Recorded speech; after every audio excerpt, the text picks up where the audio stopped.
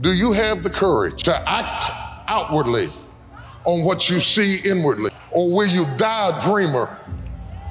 Will you die on the verge and on the edge and in the land of coulda, woulda, and shoulda? It takes courage to be successful.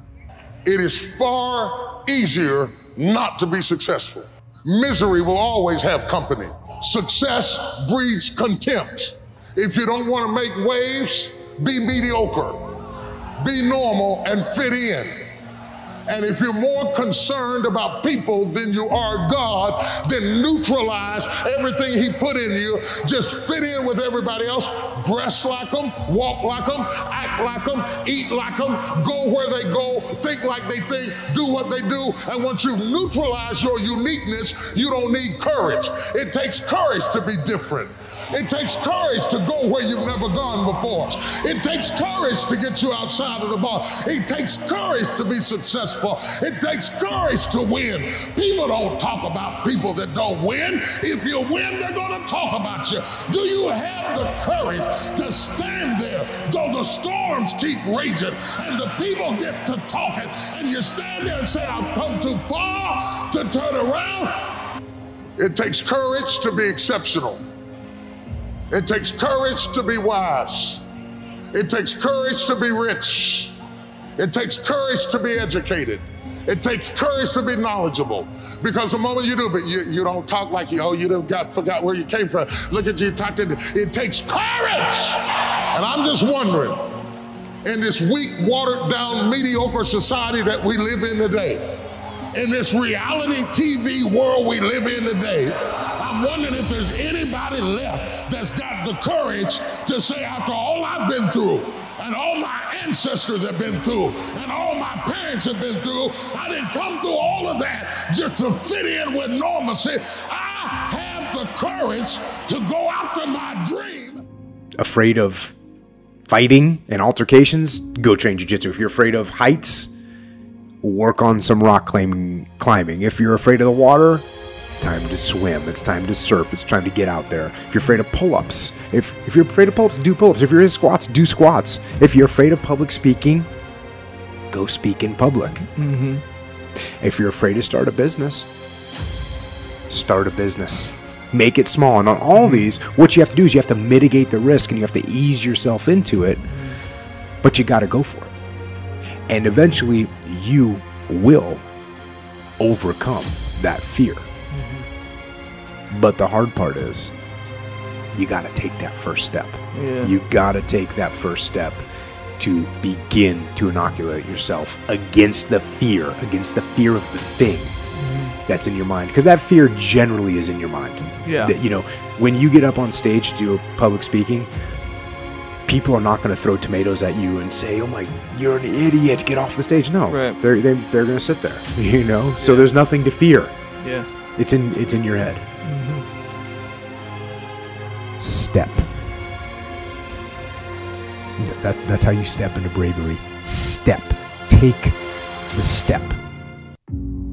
Step aggressively towards your fear. And that step towards your fear is the step into bravery. Because we're scared of what we don't know.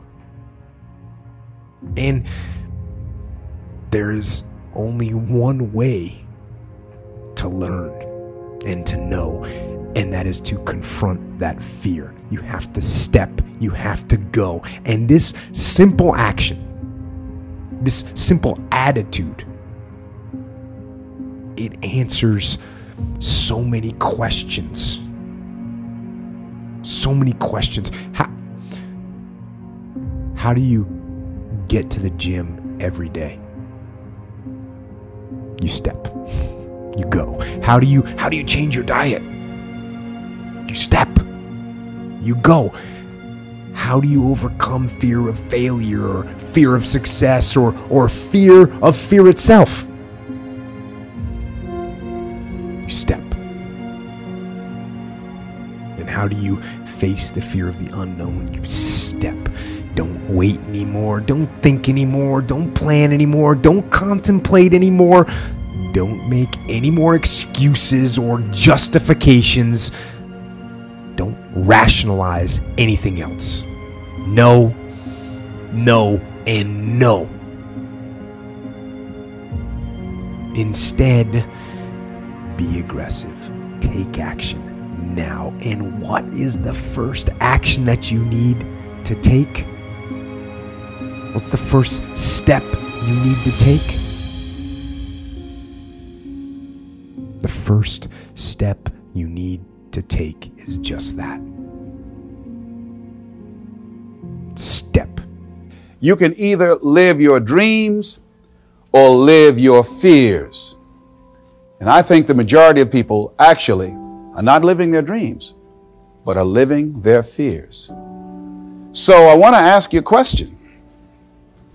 What are your fears? What are you afraid of? What are you scared of? Because we all have fears, don't we? We all have something that's blocking us, that's holding us back. And as we begin to look at life, what we realize is that the reason that most people are not living out their true potential, are not doing all of the things that they would really like to do, is because of fear. Some people call fear false evidence or expectations appearing real. What are the things that you fear that's been keeping you from living your dream? That's been keeping you from doing some things that you would like to do? Just think about those things. And how do we begin to handle that? You can either go back to your comfort zone, and there you won't find any growth, or you must be willing to go forward and face your fears again and again and again, because you're never going to have a fear-free existence. I mean, some fear is acceptable and legitimate. There are some things that you really should be afraid of. Now, you shouldn't allow it to immobilize you.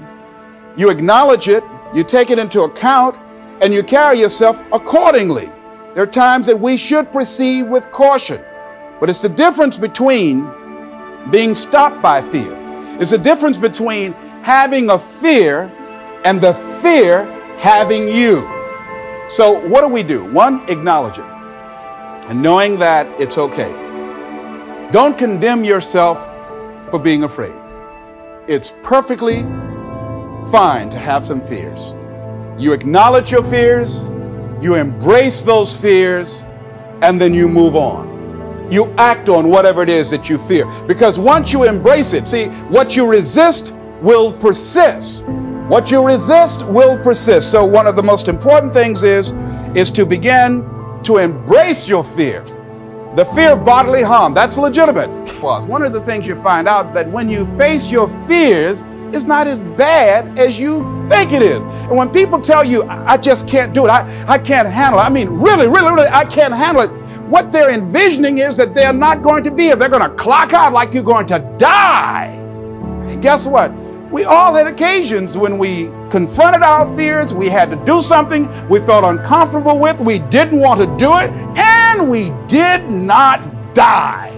They didn't come take us and put us in a box somewhere. So what we've got to begin to do, how do we handle that? What's the process? Because it's all up in here. One, I think, is imagine the worst case scenario. I had another technique I used. Visualize yourself being more than able and capable of handling it. And I used to have a tremendous inferiority complex about speaking before people that I felt who had more going for them than I did. Because I'm not college trained, I used to feel that college people were the most intelligent people on the planet, and there was nothing I had to say for them.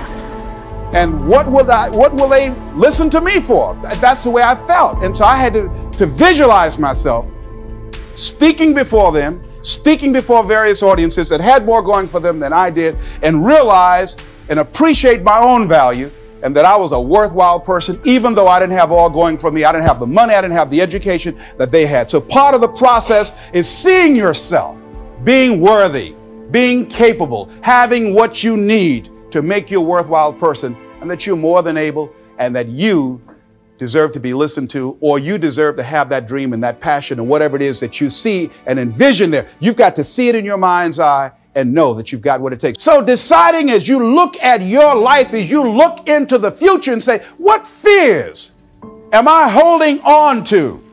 What fears that I'm allowing to imprison me, that's keeping me from breaking out, that's keeping me from living up to my true potential, that's keeping me from really being happy, that's keeping me from having a sense of adventure and excitement in my life?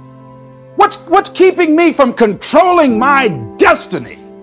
What fears that I'm giving that permission to? Notice what I said, that we must give our permission to fear to immobilize us. Because whatever discomfort you experience, whatever challenges or difficulty that it is, you got to handle it. Got to go up in there and wrestle with it. Will it be easy? No. Will it be challenging? Yes. So what's the next piece is that you accept yourself, then you accept the fear as a fact and not a force. See, when you accept yourself and you accept fear as a fact, that means that it's something that happens. It's something that you're going to experience, but it is not a force to hold you back. It doesn't have any special power other than that you give it. So you accept the fact that you're afraid, and then you move on anyhow. You move on past it, and you do whatever you've got to do. What would your life be like as you look toward the future if you decided, I'm not going to allow my fears to stop me? What would your life be like? What would your future be like if you decided to want that which you desire so strongly that it prepares you past your fears, that you experience the fear, as the one book says, feel the fear and do it anyway? What would your life be like? And I'm saying to you that all of us who have been entombed by fear have the capacity to resurrect ourselves and to resurrect our dreams. All of us have a capacity to do that. And you have. Is it easy? No. It's not easy. Can I do it? Yes.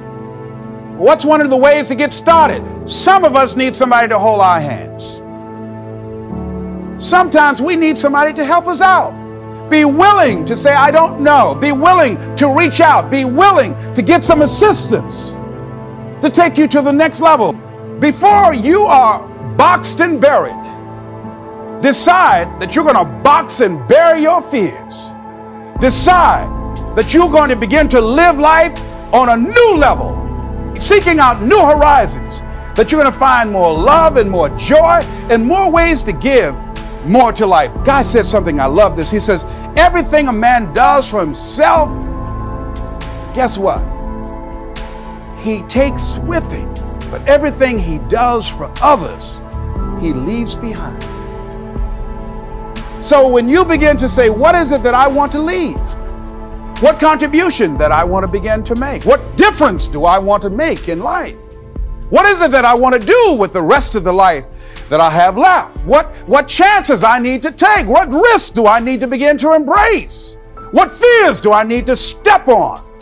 What areas of my life am I dead right now? What dreams? You can either live your dreams or live your fears. You have got to get to a point where you say, I'm sick and tired of living like this. There's got to be more. That's when people go out and strike out on their dreams. That's when people get out of relationships where they're dying together rather than growing together. That life is God's gift to us, and how we live our lives is our gift to God. What kind of gift are you giving? And what kind of gift could you give if fear wasn't an issue?